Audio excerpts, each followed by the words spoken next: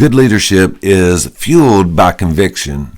In 1 Thessalonians chapter 2, Paul reflects on his leadership and ministry in Thessalonica, defending its sincerity and reminding the church of the boldness and integrity with which the gospel was preached. He recounts the personal sacrifices made, the spiritual nurturing offered, and the persecution endured. Paul's words are both a defense and celebration of authentic ministry, faithful response, and enduring love between shepherd and flock. 1 Thessalonians chapter 2, verses 1 through 6. Paul begins by reminding the Thessalonians that his visit was not in vain. Despite suffering and mistreatment in Philippi, he and his companions preached the gospel boldly in Thessalonica. He emphasizes that their message was not driven by error, impurity, or deceit, but was entrusted to them by God. They did not seek to please people or gain personal glory, but to honor the one who tests the hearts. This section affirms the courage and purity of Paul's mission. 1 Thessalonians chapter 2, verses 7 through 12.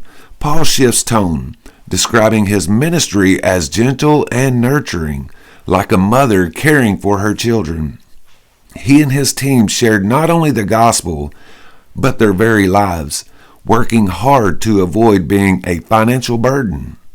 Paul also likens himself to a father, encouraging and urging the believers to live lives worthy of God.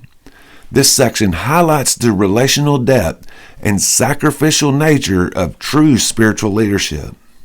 1 Thessalonians chapter 2, verses 13 through 16.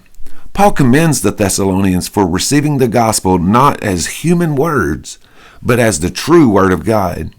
Their faith led to suffering as they faced opposition from their own people, just as the churches in Judea had.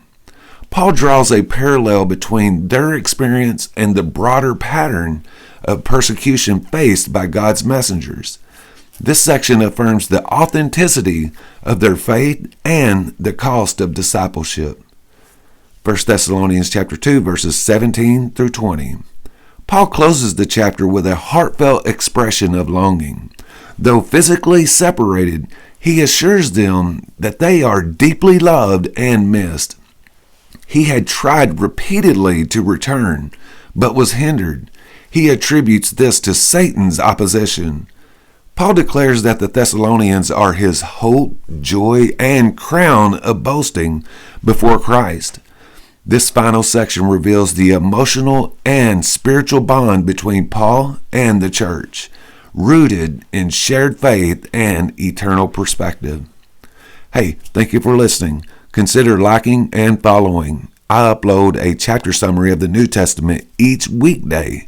Right now, we are working our way through the book of 1 Thessalonians.